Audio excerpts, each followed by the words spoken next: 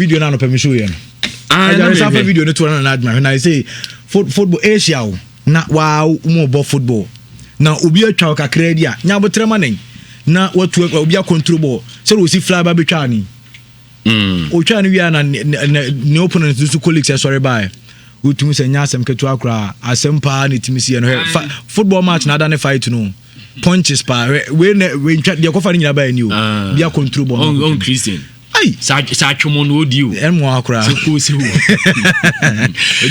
okay nti ya to so ha yen 104.5 FM Andy Kasia se ne yetene nka de afisem no de amonane nsem na baba ye bafie na ya baba bedi nkomo ntime serew se wo de o message bia wo de fato na yenkenkan message na enfamam eno a na the Ghana Football Association eno a meeting etimi course no ye ba ne ya baba bedi mu nkomo eno a ye di nkomo no ye kan se meeting no wo se ade bia executive council no wo mo ehwe ema clubs ni nyina ati ase no wo mo nye ema bibia ntimi enkoso toten enfama clubs because there be omu meetings ahodo a wo mbebe bia no yesi wei ene course ena bie kure kokan ekura ye miani am ye hu de tene se no a efe no any clubs ni meeting no moko no omko discuss officiating any Star Times broadcasting right deal and integrity issues among others and omko discuss here na de tene say omso Star Times broadcast deal no Premier League clubs no omo inform omo say amount and say sika omo expect the fee Star Times for her afi league aye bonom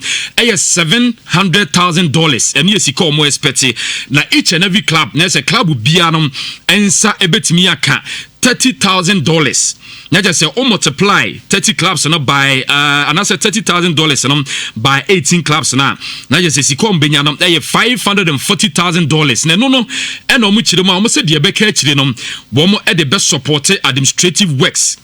Ene ye league ni via position bi obi abenya bia no obenya sika na kakra de aka ho na afeso so no officiating so no wo mo diska ni bi e de atua na no and omu wie no wo say referees and the match commissioners no omu inform clubs and say officially no sika omu person omu de mom no or referees and match commissioners no 1,377,000 Ghana cedis and we sika womu e de mom no omu wie we nyina no and omu de ato clubs na nim say efi na ekọ ye bebo matches na make Ghana league no ye bebo a si abo awie NC e babebo e also post match conference and pre-match conference no also club bia de head coach eba we e mandatory enye se bia bobo la wie no aka se referee sisime ana decision bi ko so menti ase etime menko post match da bi eno mo se ansana game no kura be sha ase no e also obia ne press conference e kotokokra no mate so mo se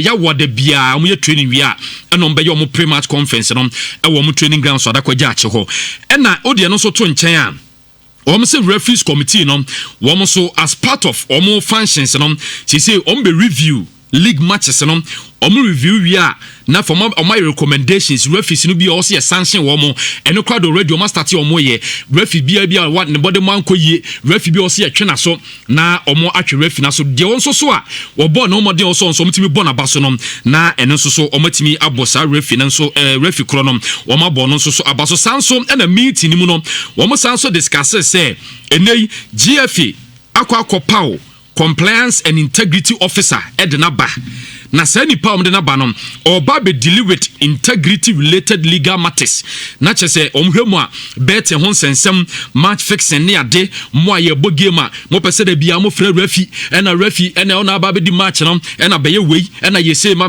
me no wo mo se omo two clubs no fo wo mo bo mo nyina kokko se oye football club a hwe we ye futuo en one fra refi bi se bia refi mate so na ba be di match nzi match di refi ba me ma ba bia da na match no ma ba bi da wi ase wa wani tua da bi efifo no se sa de no wo munyi ntum na won so a wo ye club official bia wo ye phobia ni wo ye kotoko wo ye aduana wo ye mediema official na wo to wona refi bi frau se bia chairman o game me na me ba be di o se wonte ya me na me ba be di wo say entama so no report sa refi no e de ama the Ghana Football Association no meeting no koma opiem doso meeting na mu no na GFA president no esanso e de eto wo manim se wo mo investigation bi na investigation o mo ye no o matete se match fixing bi any betting issues bi wo ho any clubs bi a yabo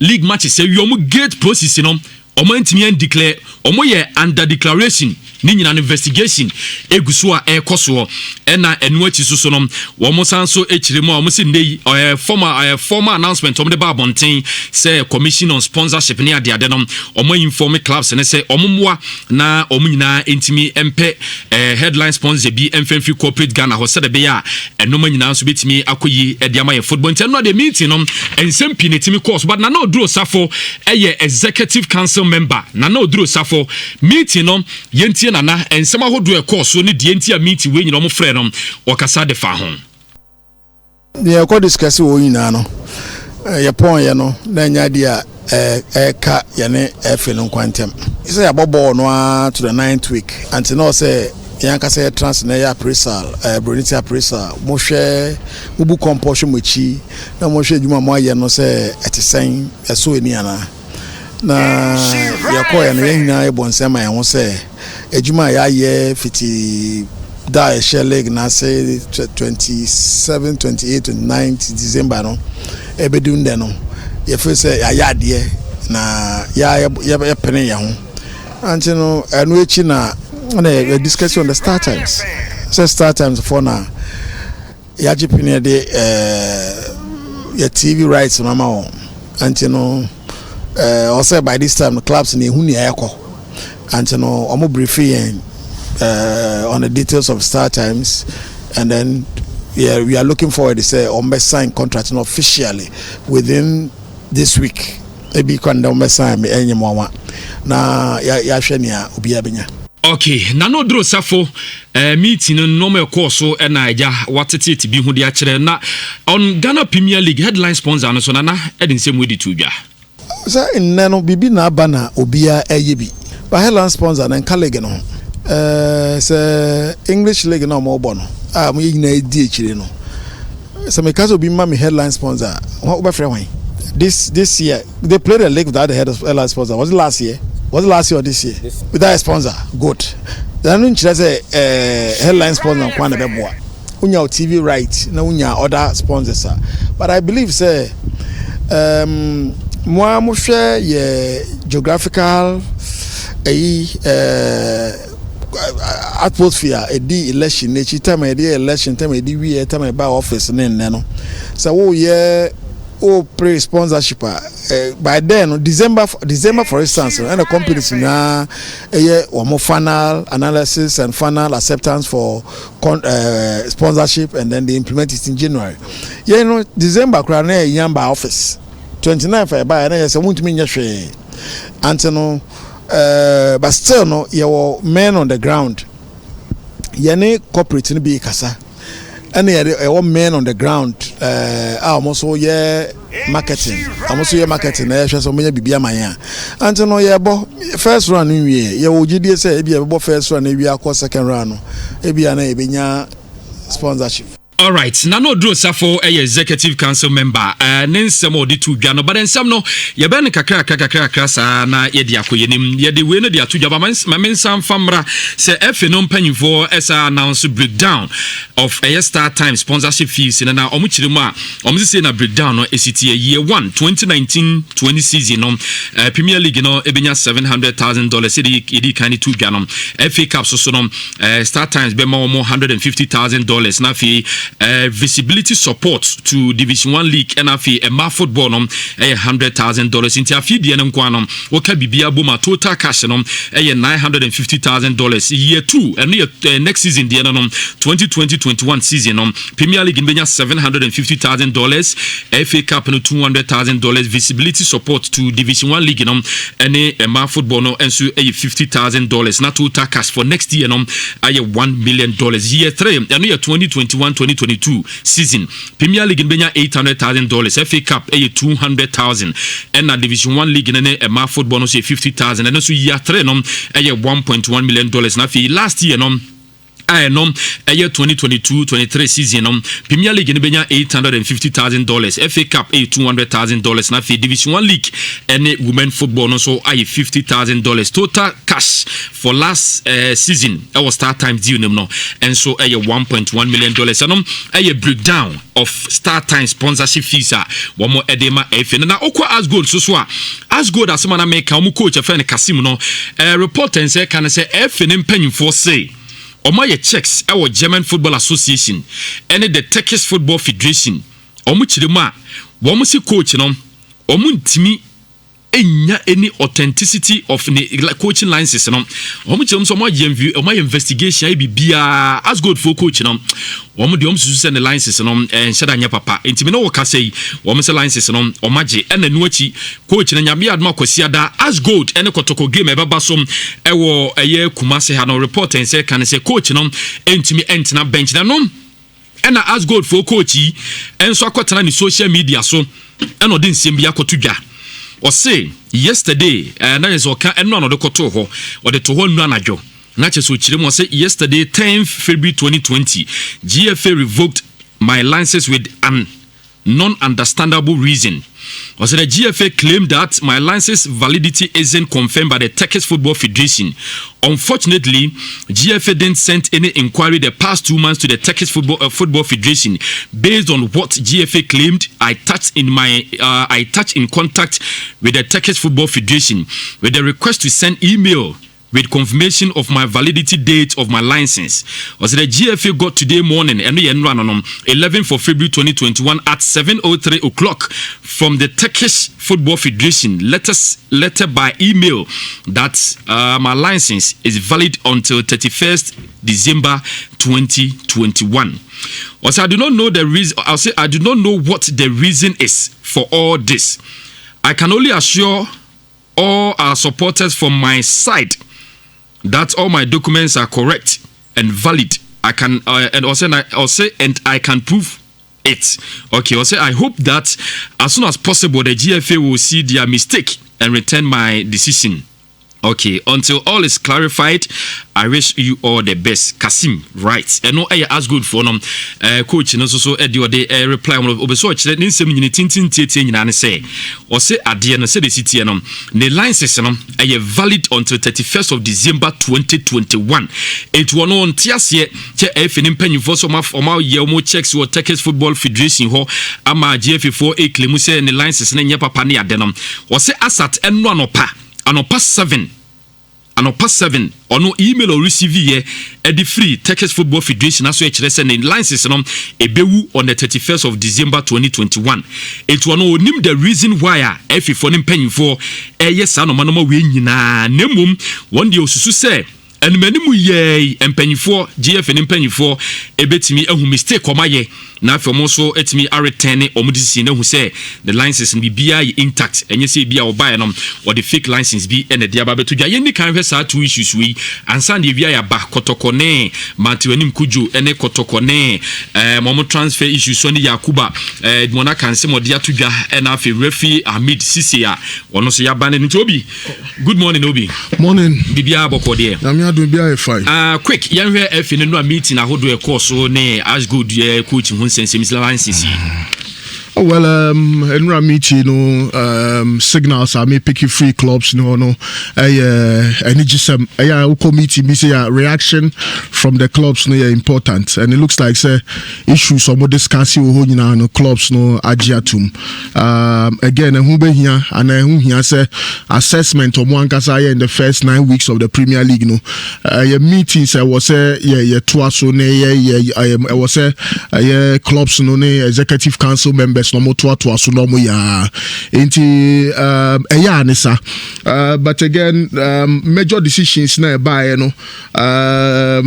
for example $54,000 are omobetua wa team obedi kan ekopim team a obeto so nsia no $54,000 and the clubs are hoping say sika bebre be san ba na say sika no emu ayedu na etumi aso obia so again start time sponsorship no cover FA Cup no any if I say sika we FA Cup ni Premier League but omo dwe ma football no and senior omo edi sika $100,000 eba be share cameras, drones, coverage, basically media coverage for Emma football. Nya man in Division 1 so no into Ebanesana na no so akoye energy sem $30,000 for a start for the first year idea and also I guess you see distribution formula no so ochena clubs na ni anje ho a and obi sha say so nyinyi wo ho a no any the problems eba and from Kotoko to 11 Wonders had to walk to Olympics obi agitum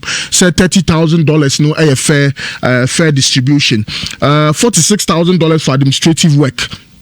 Me challenge is here no and it's for example in terms of drones this and procurement no idea also they need to buy the best equipment and again at the best price because normally no and procurement here kwan ba ko so a amount for a year or more year and of course $60,000 of mbetuama referees no e ka omodi omonti me sure say in an pay your referees so at some there I just hope at the end of the day, the clubs, the agreement or more association or more bia bediso now bia ansa kanisika na yetumi akoyenim.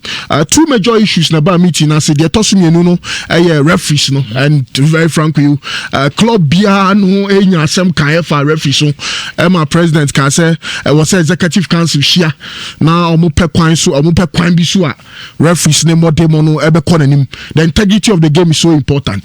And me assure say sky ikra no mbetu arenura na make say nipa no share the boss abusumi bia obetu aneka na afred ye ram in the 12th of February still now is scanning my I hope say yes the clubs are in need of cash but referees ni sika no kra there omunya no muntin ntem na omu for musika mo ani omu justice ni omu nyoma na every president show omu boss obeya mo no onhwe no nyoma mo na bibia enkorenim so is a meeting a year no just as in tense moments be a ma omodi anije na wi adwumadi na a positive sign moving forward and I'm just hopeful say in the 18th week 20th week there about on Bessia no ma san yes reassessment and omo etumi Ash Gold story no a very interesting story yenya coach no kra minim se won hu bi wo platform no so a coach no ne oh yes FA4 Saka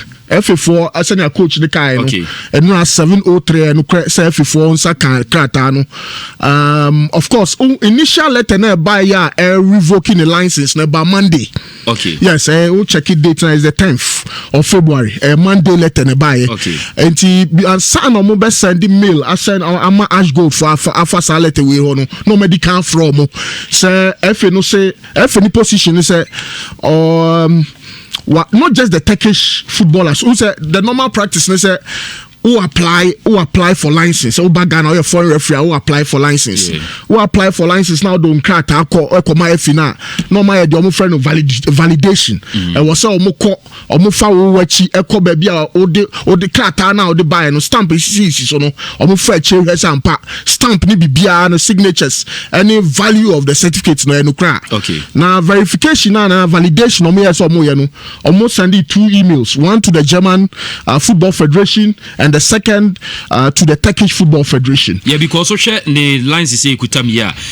German for symbol ne won certificate in so. Yeah, so far letters are now certificates or more or manyano FA nanyano UEFA license A.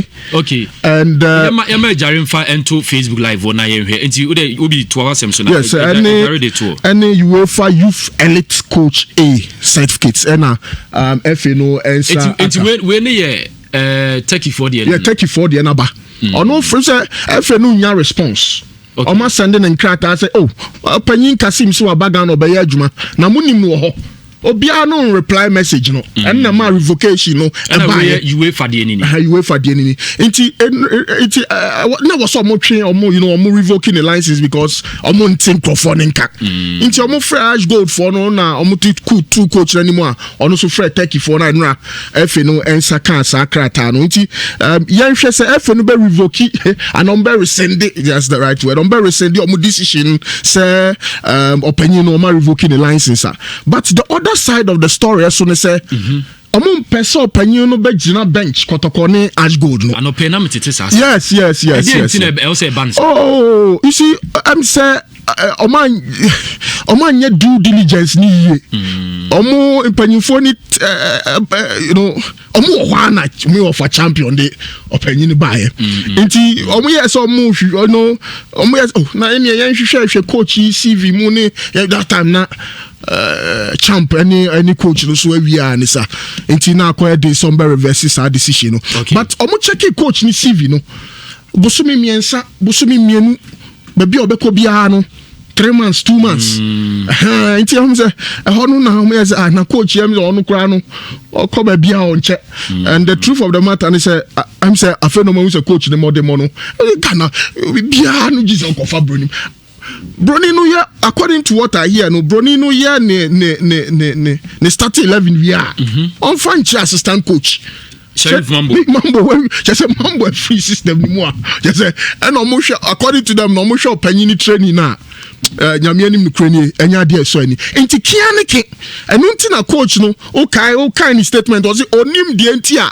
We say easy. Kianeke, so omu rescind decision no say, okay, you revoke your license.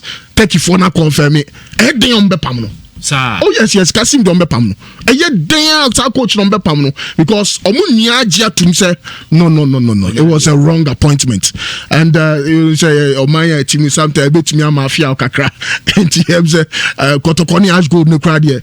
Obetina fie na mambo edi jumedi atwa jumedi so. When the records na coach under 17, under 13, under. Yes, or youth coach okra UEFA elite youth coach certificate A okra sa certificate. Into onko okra dem say nka ni papa mu no ko academy coach on kwala no na odi o machine nsa but yes you ni abai no opredodo and say take for na me say we dey take for so buy na we say kuku bi but ni nyina mu no maybe just to Sheriff Mambo no mun communicate. That's the problem. On say obai no na training no so no mun shedan hu ni yi into ono de say na afa ne de ba say decision okay well let us be about he will certainly be sacked. And I was a champion here now negotiating the exit now cohesive. Yes, Kasim is a bonus. Kasim is a bonus. League able you say clubs or more toy penny certificates no yeah but Ejumano na almost Ejumano me who ni coach in that but according to reliable sources within the club ne modern yadi anya mieni mukwede and so many nti e den ya Kasim dia obeko ya Kasim be kofi mate obi ya yan kakaka na ya saba nsemfufu ayala good morning say bibia boko ni go pardon bibia fine ya den nyame ase no afifo meeting ni as good sense mi ye hwe kakaka ni and me hu letter no answer letter ne ba on the 10th ya Monday and an opamini achika sa no se kwabna fre no. And I think that the Communal Canada is no more to it. As I mean, I don't know. We will respect it and we will move on. And Benghazi birthday, Mamin Cha Benghazi, and I'm wishing a happy birthday. Yanko Ponko Swano Shan no Yanekase. My radio life in Kumasi started with Ben, our capital. And he is one person or very, very inspirational in my life. And any birthday, no. I think Semefa Kunya Wesuna Masenya Kuponsha. Ama yenua Benjamin Yamwa oye juma wo EIB Ultimate FM ewo Kumasi. You see, in the past say sponsorship deals ba ewo efi ho a na say ye betina ha na ye ka ho asema enka the normal story and say by this time ka start times deal ni adi ka beti say o ga ka fa meeting Gaka executives they able to just say sikana banane sikane chemu no omu husu yie and that omujitum said the omodo maso to form omo ti say for the bema clubs na wo form enti omo clubs no nyina akobenkom say omo nchron koma for ne say omo improve sika no na executive council and as executive committee members in the past so about because say oh we've been fair with the clubs na enchichemu no say na tie nti the conclusion I want to abedro ne say as ensem kan ni mu na ho obi ante ne ho ase because obi enhu through the FA when it comes to sika no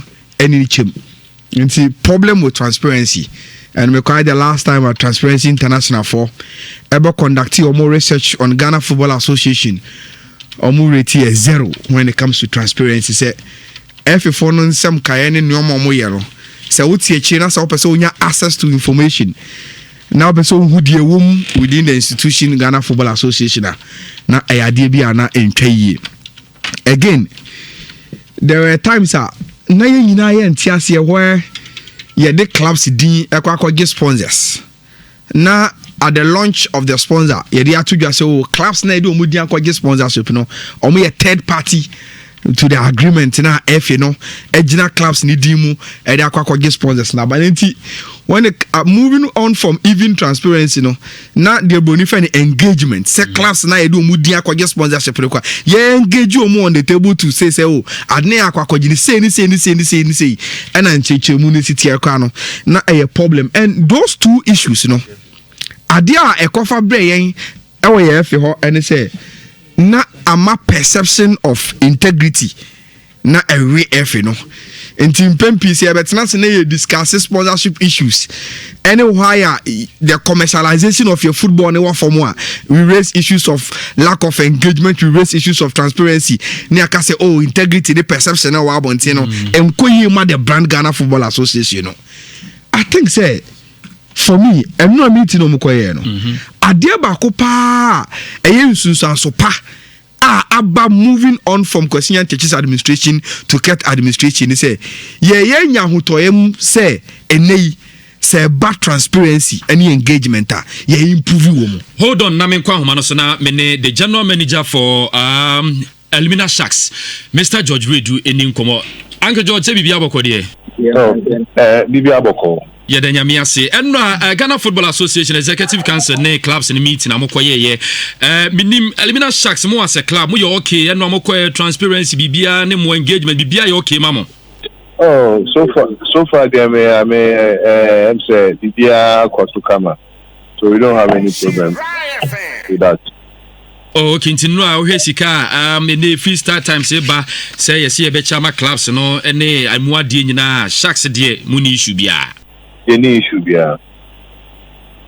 Okay, but na mo expect say bianca bibi ho say ka mo yema mo a e de ka we homa clubs na o manya na. Oh, so far no say as at now no league na said there where a TV right where almost like league na say no enya sponsors and then the FA is working hard to benya title sponsors for the league. No? Okay. Hopefully no I hope say it's many title sponsors for the league now.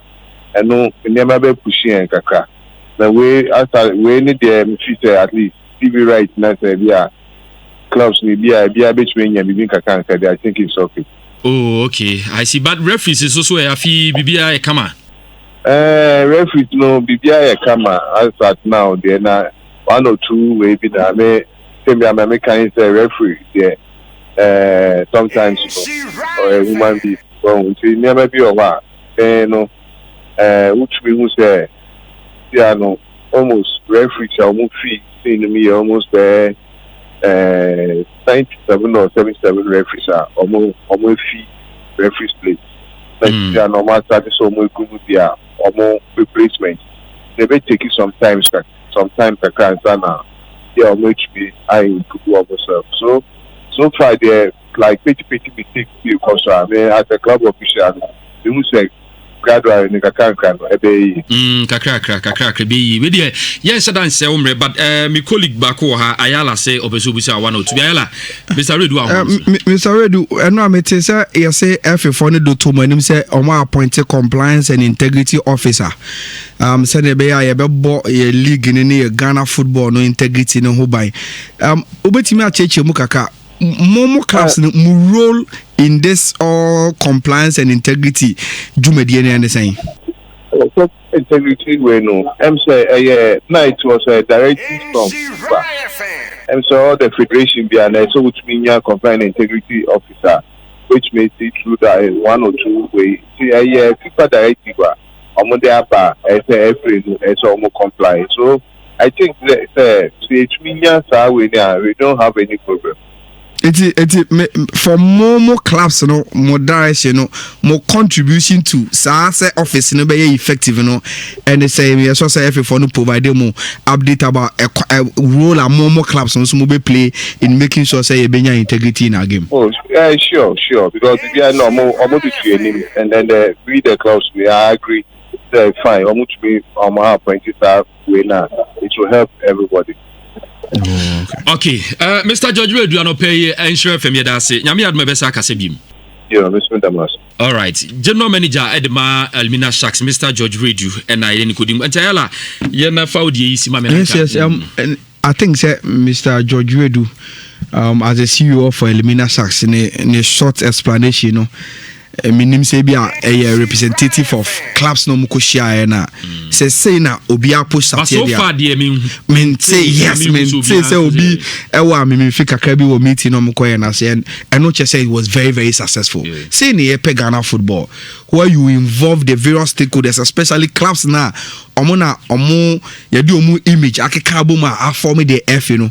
Now if say oba meeting UPF meeting as say na say one sikasam muno ujitum se o encheche mu afi ni de ma say ne nsa be ka say na officiating for her say na administrative cost even for visibility for EMA any division 1 other local leagues, you know, say na de ko say wadwunu your final giri say ne papa mu ana say e different say chiches kerim de we esi acheche na e ade bi etumpon de etoso mienu edebia na yeka say look the best practices were aboche and the reason why Nkofo do game ni say ye ma obi o wa bonti bia eben game no through pre and post match press conferences and I made they say if for the koto clubs name say look it is very very important say answer na bobo game bia and say obo game we are at least my coach any one player opportunity no need some for nkasa na some for more abonti so for that is the only way they will get abonti so for closer to the club and closer to the game. And yes, clubs no omundi sa mandate ne so. Me say no I say referees committee for no. And so kobo munkro ho say they've been reviewing matches ayabo no. And oma making recommendations be to the FA at things officiating there. And one aspect be a nyina no ye gitum say in the past na nko yie. And if meetings be say ko na at least referees appointment committee for members ni bitimi koshia clubs no. No mu di two monim so ye dwumade na ye di no. In terms of say ye improve officiating say ni yeah. And that's some more feedback be am betimi di amaye I think say improve papa ye for the integrity ni nana look the FA brand name because of perception of corruption is anomano and it is very good and utie Mr. Oredo or say a FIFA mandate say or say any member association bia enya compliance and integrity officer and the jumedi nyan say obebo Ghana football as a brand ho ban and I am there say at the meeting get the two clubs no empanyu for nanim say efi na ekro almost rara somebody say officials be ya name mo so no medi match and fa for nem fe no don't try to manipulate any pakona oba bedi match no munhwe mo hu ye o match fixing munhwe mo hu ye o match manipulation munhwe mo hu ye o betting companies and mo influence on the baby see etimi hwe league ni ye na e bo ho ban from all these issues then integrity ni ba ebeko ye ma ye nyina because once the brand is solid na oton ayeto no and ebe man Nkofo bebre ebe feel say omuno musika be semu na obia anya na chefa e wominti I think say for me it is very very good me how our cat will deal with sir under declaration of match process no minimum investigations cross so yet but for him to say to the club say yenya information na ye investigation say ebi man that declare omu gate process no minimum say bi ana necessity bi suntina or kasa I'm just monitoring how sir and normal dey be tiako ye bomb pa say nche. Of course, and I meant to say no, I say Prosper Harris is so more details of FA Cup, no, and who say someone say no, about one major issue and say about FA, and so for them to be transparent to with the clubs, no match, no more match, no. The last point, and they say FA, and say are committed, so be secure sponsorship, clubs, no, especially title sponsors. Yes, utie na no do safo a no Premier League no any title sponsors and Nancy no mulusi Barclays but so we Premier League no I understand say Premier League no since almost some Barclays say omudi na ko absane ade nti and I'm say enoma omo brand o mo ho no and you say and ama no ma yes but you say bi omo jai kura so mo. No, but the fact is that Barclays absane o mo ko no within the African region uko UK Barclays is still Barclays. Yamfa ne say omo contract na baby ye jutum. Yamfa ne say ne America say the English Premier League is of any title sponsors. But sika omunye free omu TV right sponsorship deal no. All the title sponsors, La Liga or title sponsors, Santander. And so the boom, I don't TV right to the boom, and knew even the least amount of money clubs a premiership mubenya. And Timmy no those of is a council member. Say or kasa on sponsorship. I am an kasa English Premier League in any title sponsor. Oh yes, ana reduce more commitment. Say more better title sponsors. I'm a league no. Na just say league kesi ekuro wi ase kuro. Okay. Because here the sika ketua bi akra na etimi so class na sen na epejo omo expenses omo ye no. All those of so we chiwo for Chelsea. Unim the way anana kwa menkete e bre o Chelsea ni sika sam wasam. Enti don't come out and paint it as if say minim se bia na o feel say obi bi ye bibi against them and say bibi dabi. Yenim se mutu wana mo. Yenim se akaka na Enze Bank for crown come amu mudi no. Just be positive on that topic and club and league be say Premier League no entry employ ye bompa say omo commitment no ma so mama title sponsors na beba clubs ni here sika papa ye say na be betime develop your facilities ni player motivation any bibi anti I think say overall the meeting was very very successful and bibi say and when positive stories be baba Ghana footballer there is no way about it now you be discussing bibi a negative we will talk about the positive now. But I say Bismarck also bempa Ayala na but Dennis also I like your sports in the afternoon but your time is too short. I say please try and do something about it. 10 a.m. sports is okay but it seems or say it doesn't seem to favor we the workers from Reverend C Ejoso.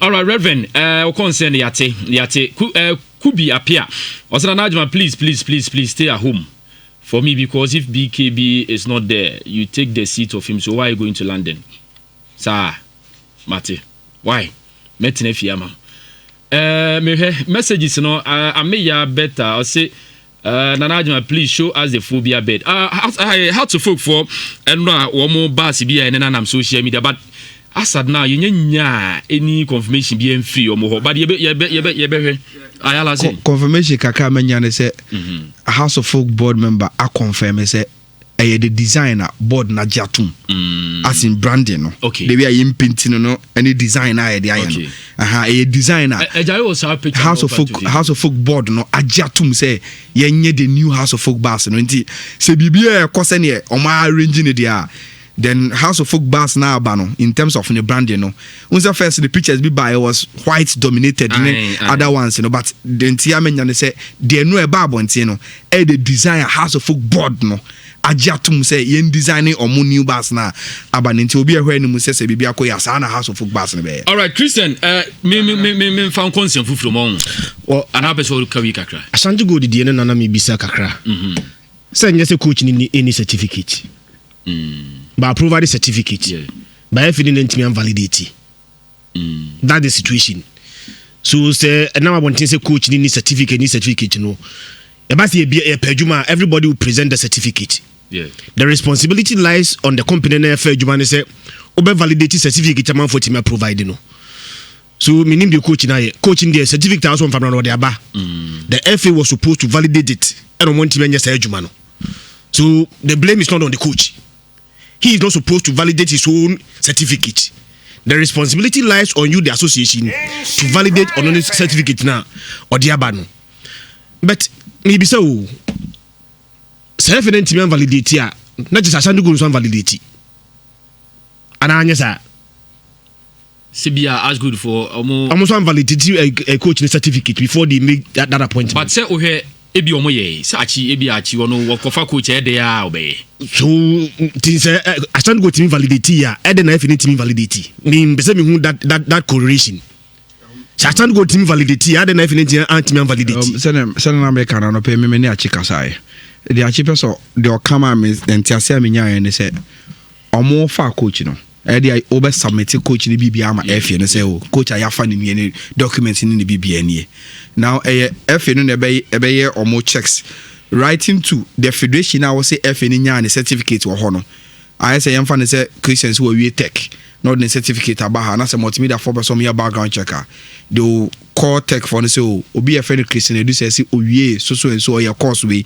and kremo betimi am information ana now what happened and say FA ne dey ade ne call no because of say na I was a coach in starting adwuma nti the short time within which na FA ne authentication of the documents na as go diaba no within that short period no omo anya enti no mama coach no provisional license on fan adwuma but they are saying say provisional license said mawa within some duration be say etimi authenticate ni etimi ma their friend permanent license out the adwuma within that time no omo anya reply na omo pay every ticket for no but omo chokoma as good na letter na circulating and a coach ni hu na coach ni say oh this is simple and a coach ni mum afre Turkish Federation ni say oh Argentina Ghana Football Association for assigning email or more person more authenticating certificate and me present to omo na mra no na mo nyeye and quickly the article chairman say Monday we nu achi Turkish FA no ascend all the document na Ghana Football Association for ni here na ebe authenticate or more certificate na ma say bibia to din ti omo expecting po say FA no ehun ni say ehun here there the FA will issue another communication aka say oh say there information bi omo pe bia from the Turkish FA so the delay no was not from the coach ni nyeboni bia association dem na nka mo say omo ya mafia coach na amanka na djuma babu no all right I will not cry more than the bereaved me matrefia can say I do not understand the entire TV writer say chenepe so clubs na kasa kwaja tum say chenepa I will not cry more than them Argentina be you be more matches on TV than others next can ba na kwaja tum say mo chenepe Argentina because the number of matches are a big deal about TV so also no be there Christian there must be disparity you need to be brenson complaining in terms of crime more than the bereaved but in the Premier League all them say the gate process etimi promote competition even team or relegation say what the 20th in the last game no the 20th now the last game o win be betuma be 19 for team be better so be win Argentina because odi 20 va ska obenya no ebe less than so be 19th so but the Christian can say the new breakdown him omo kan say esika na catch no say the oma chama class no oma tibi so ato ho a ebe call administrative mo ebe call merit on the position of the league block after the season in the Premier League 50% is shared equally 25% is shared on merit. Yes. And 25% is shared based on number of matches. Yes. So, me say there must be apart from merit on position, match beba TV super teams must also be guaranteed another extra money. Why you say dia? Obi match beba TV does so be down in the power system pakro. But you see situation no nye TV no na be mo wasisi obi. TV no man for so nyeska. The positive side of the TV is a man for picking minor sponsors. Yeah, warm up a shirt when you be share or percent bad TV so. Ensure I no when na my into clubs the minor clubs Techimine 11 Wonders Almina Sharks no more 10,000 5,000 be where chira or more they can because at the end of the day those minor sponsors will get the coverage of Mbenya with TV. So in TV, no, there's an advantage rate for the smaller. But there's also no. So they are almost share positives no more. Baobi, for instance, Asante Kotoko match is about TV so more. Unim say supporters. No, you see, Asante Kotoko TV match about TV so and also jina sponsor and also one show Kotoko dia decoders niento. Matiwas you. And until I say Kotoko now, what didn't the air sponsorship no should have a bit of a lion's share of the money. No, you see, can $950,000. And yes, kakesi bia. My football na ekoso we who the referees ka do you know Belgium can kesi na uma referees do you know Asante Kotoko supporters Kotoko match about TV so they also decide not to go to the stadium and watch the game from home. Oh but sending me anu say was start times nyesika at the mouse 950 no me was you say ye chede there me match say bet TV so say me na start am dey me to decoder na Argentina obi a enye stand any to decoder say oni me nyesika pe no the Christian me tell you any day me the number of matches they show no TV so no me match 950 we nkwa na was say Kotoko ne has nkwa agiska no so can say dia me match is 21 na bet TV so Meaning the entire so be match is 10 TV so meaning match is there must be merit on Saturday night. You're right. Match TV but share the other picture. So match is 21 never TV so. Ubetumi aton when you 10,000 for be brave. And I make at your 11 wonders. O ma koji sachet water sponsorship. Ebi mo je you have to be smart about it. Into games ever TV so no akotabia ho. Wakwa donko ho say me pacho headband cry no mrantie no be ye bibi now there dressing room actually here the senior Dr. Chedi Unity Oil Labo Kotoko we know technical no there are certain advantages at camera no at the mount and especially for the business and teams in Ketwanu TV so buan kwala no mo share for every player to be on TV a massive business man mommy enkoyenim Christian na yenwura mu Kumasi Asante Kotoko na nsen na Christopher Nate na sayala na de Nate contract issues ne buy no na anopay Edmonaka on Asempa FM wachirem Christopher Nate issue no ne move from Atram the visa ba Kotoko ma enrete ayala be kan say 10,000 cash check bi a o rejected ni ade no cross nya sanity today yenchire mu a Edmonaka de buy who engage player processing ni your sign on fee your transfer fee say transfer fee be more it means that player no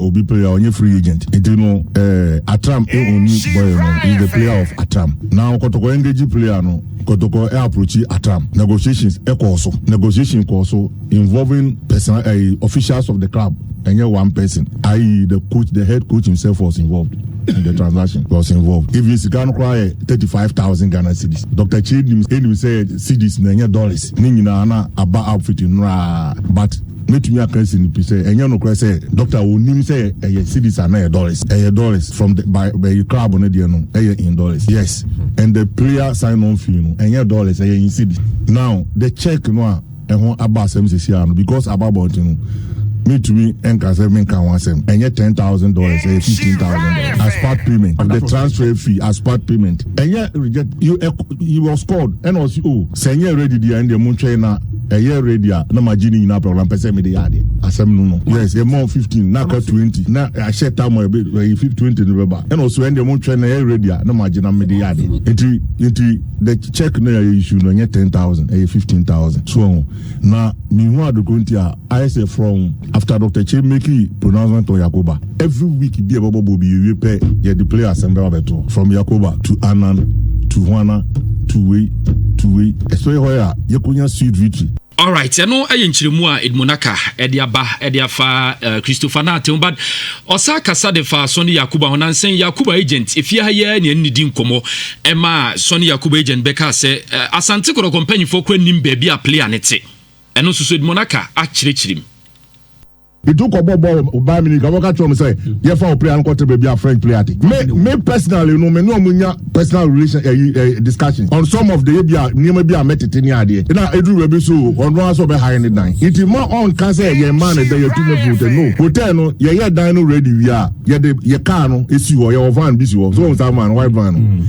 Now, ya catch on say, "What die ready?" Ewo bro no we so. It be a ochina and now 2 days time now 1 week time. You have a foul no near ma akum. On countless occasions, say not cater to be. You also you cannot fault the club or the executive because now before can say night because they know hotel. You say no matter it is a final free hotel because club no man will be some contract. No one contract. Say papa no beka. But when person supporters need to say oti baby any club no facility I on no pay no contract. What I say because you also for say wo bana beka say wa high wo dan eti ebia is ye rent allowance you to annually ma play bia wauti ofie ye move players na edo ko apartment ya jiji amomo and ono wan ko ni di no ono akọ say the makan say the club no se je no koko high wo dan you to rent allowance ma o person o kire say baby Yakoba tene nya Kotoko na rent man no say no person o kire as do you know why he says there Kumasi no ye ni mo say Yakoba.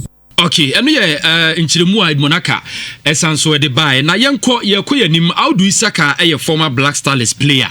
Wotufo onim sa Audu Isaka ono no swapa no status wo ginidin na akoda keto ya ene so ba Kotoko awasisu mati wanim kuju 16-year-old boy ya awasisu asise amanfo ni din eche ni din na baby akoda ball ikras wa mobia okoba bia na obia ebo akoda ya baso na akoda ni bobo na no Kotoko ne has game ye course yi akoda ketewa fa ball twe mpanyifo ko passe na kyese akoda ne se de krom ha de mate wanim kudwe se de osi gini din nyasem ketewa no na Audu Isaka se akoda ketewa ya se obia boni din akoda no ne biggest challenge pa eyema ema no so no nya obatuntum half cast for man kokko pa no ho ma se o masrasra o kala no so kakra no sa man o mu pa ne be ha akoda no.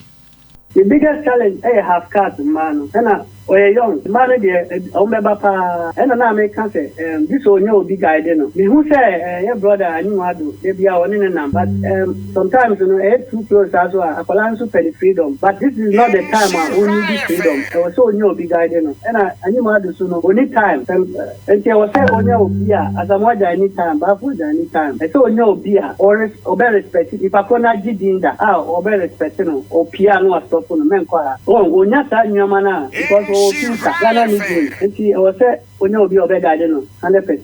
right. And no, but on San saying, Omodi Akorane ko Germany, Emmanuel trials or Bayern Munich.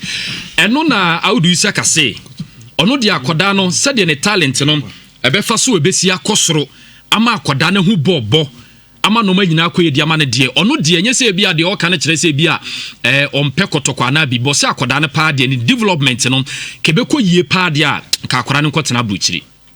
Mr. Obiama Famagi NC Ibiaso, Kotokoye in idea, but that's me, Ghana football, not saying that Yamia Dumua, yes, I am Mopasa. Name a sister, Bayern Munich, interested with that guy. It's immediate, or Costatu or Bayern Munich, second Timor, Saba or Obemonicana for everything, any day, because we share, no matter or boy Kotokoni has a problem, actually obey, who share not a Democrat targeted for Mukran in Yama. You pay no, then your money in your red card, bet you. It's much better, and how almost a private system because Bayern Munich almost develop players and I also those mean make here or money and few our system. Oh, that on plus Ghana had the challenge this morning Yama. There was start baby or one funny. The private back out or down on that. It's a opportunity. Let's say any Kotoko and penny for say or Mumpampa Bonta and I keep not on Timin. Okay, eno ya futu a Audu Isaka diama Akoda ketewa no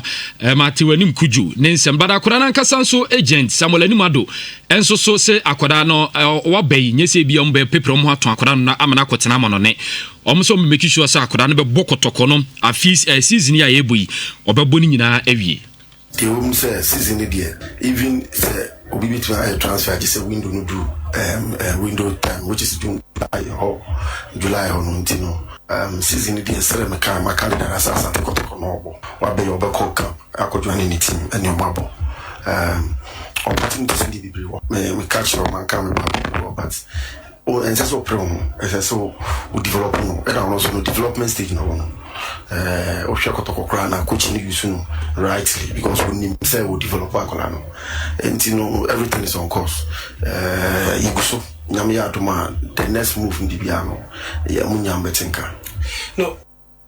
Okay, eno ya Samuel Animado enso so de bada Akora ne mu so okasa kakra ntie Matthew Anim kuju me de bias me de bi obompa mami supporters and me father and Asante Kotoko teams ni you know me catch me someone say me back like tema ko so nyama bebre nti me wamba ide me no se me we de me boa team no me boa bi. All right, eno ya Akoda ketewa no so asem ode atodwa no Matthew Anim kuju ne nsem eno ba mamesam fanto dwa se ni so kokuma se Asante Kotoko so ya de mensa kan se nyame adma Saturday so ndi Yakuba ene ne agent for no mbehia Asante Kotoko company for na ne contract on sem omko akohia Aduana Stars rather ye tete se Aduana for na no BKB be kan se Aduana Stars for Yakuba ye se nyame adma Saturday we Yakuba ene Aduana Stars mpanyfo behia se omudi nkomo mankomodie ni bibia koyia Yakuba ebekọ akobobo ediama Aduana Stars Asante Kotoko so no Richie Sinenu so yate se eno Abrantana start ne personal training na ohwenim se nyame ya adoma enche wono nso betimi start abobo ede amakuma Asante Kotoko Mudasiru Salifu ya ono so praye akoda no so ono so ate se ono so yate se ono so start ono so personal training ohwenim se bia weekend did against us good went me amokra na nyame adoma next week Wednesday omo na Aduana Stars game ne bia na ono so abobi omo new signing Kwame Poku enso so no ono so any main team no start training na so ne Yakuba video bia yensa kan ye de to Facebook sisi enti mesre mo hwɛ mo Facebook live na se bia person hwɛ bia odi okɔ Insira 104.5 FM live on Facebook a ye de sound Yakuba video bi ye de ato ache se o di training gidigidi ya nya asem ketwa na no ye te se ye se coach won ko under 20 ko ye training na Yakuba se da bi ono de ono oni mpanyifo ne be training and oni mpanyifo ne ye training the kind of training Yakuba ya yenim se bia weekend against as good Yakuba bia na coach betim ne mpanyifo akasa ma branch na bobo ni bi dia anti training na da hodom live from Adako Jachi eno nyame adma weekend Ghana Premier League games baso no exciting one back we baso Legon City FC ene Accra Great Olympics dia mate ene say Wendy Shea and as you say the Accra Great Olympics Legon City FC for no edene ba abe perform live e wa Accra Sports Stadium we miami nuaba ena obejumedi na say Christian ma mention say mfemfiri o but a quick one I must your name ni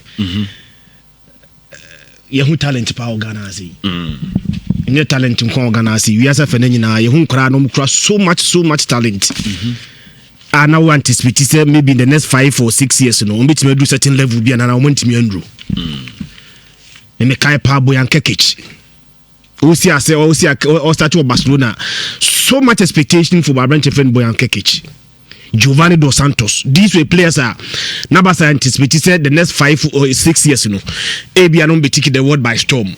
Okay. But I want to reach his potential now. Not everybody expects to beat my bedroom. One thing having the potential, one thing. But living up to that potential, I know it's another thing. You know, Branch was talent too much. What he needs to do is say we have proper guidance.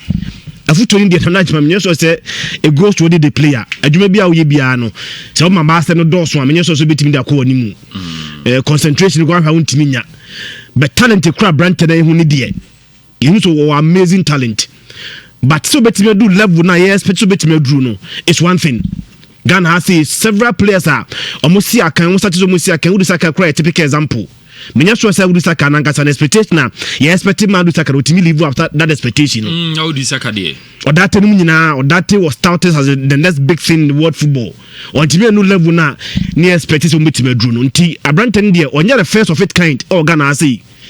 But destination, the final destination, very much important. I'm very happy say I'm from France here guiding no was a more than any so much players are moving around more.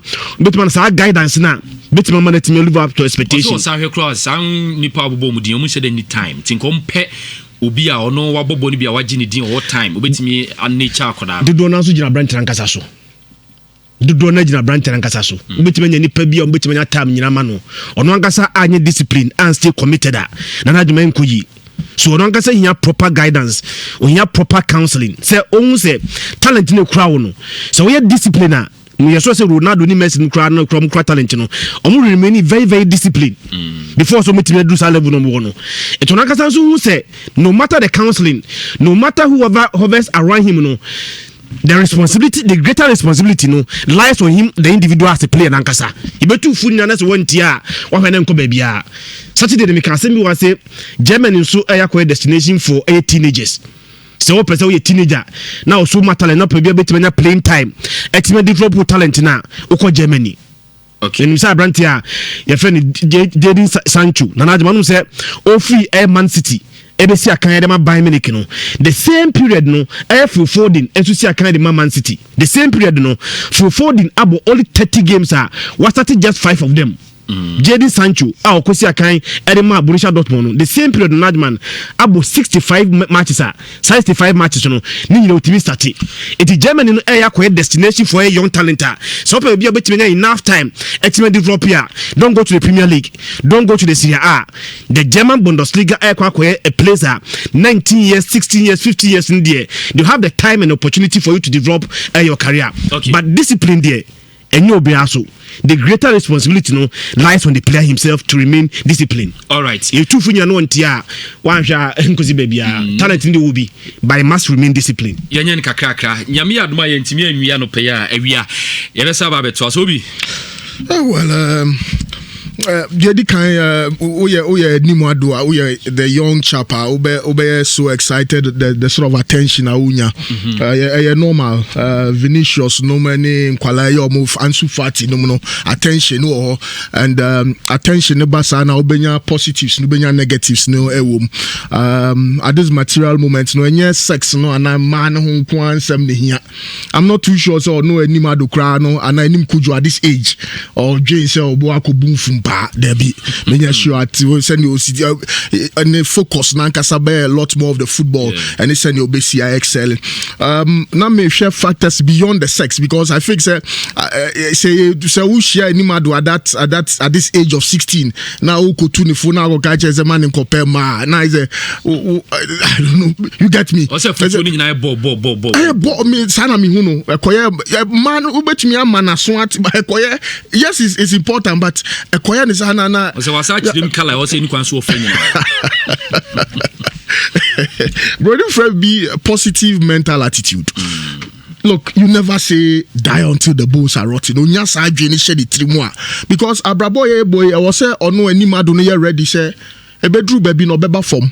Ebedru baby no besan akosoro. Self footwo na Marcelo Dima Vinicius. Obebo one match, yebebo din, obebo second match no. Na ye say huru. Eba ne sa na wo say onya adwin mu edin a obetumi ade akowanim. And of course at his age no so na wo say Brony Fred be effort. Odi ahoden hye ade na oyenim. Nti say David Beckham betumi abo free kick e wo no ne time ni mu a. Omo Manchester United 4-pound training a. Ono so nya donhwe ba ko a odi ye ni free kicks no nko adwuma. Inti adwuma na oye no ode ahofama soronko ahyem eno na ma players bit say David Beckham no ne Ronaldinho ne Messi no they go the extra mile. Inti eno so ade ba ko e wo say ode na dwen ekoso discipline with time. Say coach Akacho say no do ye share training. He should be the first person there at the age of 16, you know. She can see a share camp 10. Now 16-year-old oh back camp now abebo be 10-30. And you be 27-28 no camp no kwa no nyama. Inti was all the share no so say nemre time or the best sorry time or the co training time or the best suya de ne nyoma bi was all or share no in a professional way. That is the only structure now procedure between afaso etumi ede akonanim. Ebiombo na obo is unfortunate say onya bi mokese eno so ya ade ba kwa misusa nka executive council no emre bi ombe hie bia no na moma dwen kosi so yenya under 20 league bi ana under 19 league ana finsa ne was ade no kotoko under 20 league 18 league clubs ni ano mo under 18 and under 19 na ho sa competition kra so wo ho nti ano kra na okọ amanoni a o ma wura mu ade bo UEFA youth league ni sa anyoma no onya mre no mobo ni bebre but kakra no benya no and I wish I could benya a lot more of playing time because ball no now who ye mistake now who sua but oti bench oje fans a onya bi mo no well let's wait and see how it happens. I also tie ni coach so instructions no coach na this age no coach and that's why I think say obi say Bashir Hayford say no wo mo betete wo mo atie de nti Maxwell Predu ye or senior coach assembly obeka che ni bia no e wo say o man adwen ekoso de obeye bia no so no onya gide wo ni mu say de oye no eno ano and you should ask a lot of questions so be chere na adwen so onya dia oyo 16 years onko ni papa ho onko ni agent onko coach ho bi bia chere no so mentally football no o misa nsem bebre en na beboa na man adwen no so etumi ebie and finally so no ya na afutuo ya de ahuhia nti ono mre ne ho ase at this age no obi nipa no so beba afutuo do bedoso e wo so no ankasa no eyim ehu de Brony Fred chaff ene de faso wo so nti afutuo de ya emmen oni mpanyimfo ni nkomo and especially the former footballers even at this material moments na e wo sanka kotoko yi mentor e wo team na mu man senior ne ball ni sitero Jamfi akola ni ball ni sel pa nti okra mu ball ni sel nti fa akola ni shawase ni ahwe player na ankasa ni suban obi o dadin obi o so na you know my who ne dressing kakra me sampa kakra ba akola ni ho a oni ni manager Samuel Jam star na be ya pa ni sa nti e wo so mu ni personality se ni o sitie normal pep so ye obi o cool pa on pen ho asem a now do na she Felix o ko sorry anu afre no o ko ha anu afre no so obi o obi so a n'ani so a hye kakra na wapɛ Habib Muhammad no so na the national say no so ne kɔ n'anim a ne sa efutuo no ani sɛ kɔyɛ mfumpa ne nko a da bi yɛwɔ efutuo bebree betumi aboa branch na ma ne duru mpɛmpɛ so a was say odru but it's very very important say akola yi dwe no so kra no e man otumi nya say me pe kala we dia na just and you say oh your hon chabo oh your selection no and this a banner dream cry should be the last issue of course but 16-year-old what choice there na ni brony chrome inti also you should stay grounded basically. Okay me that say ayala ma me ntwa me ho be 3 minutes mra me ba na do de aba say malaria.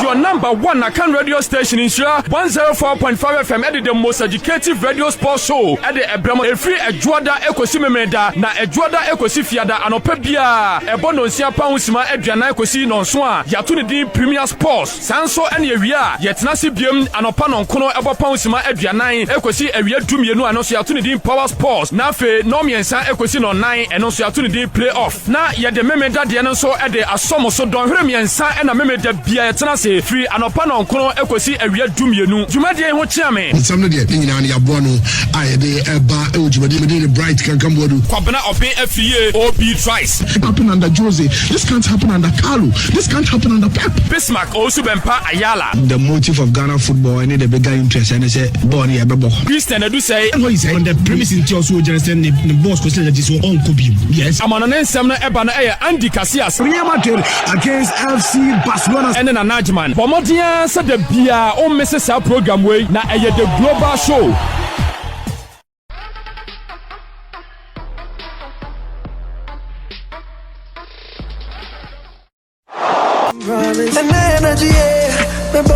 This Valentine, Rotary Park and Love 99.5 FM present Love Affair. Love Affair. An exclusive love party featuring Ken Promise, Euphoria Ponton,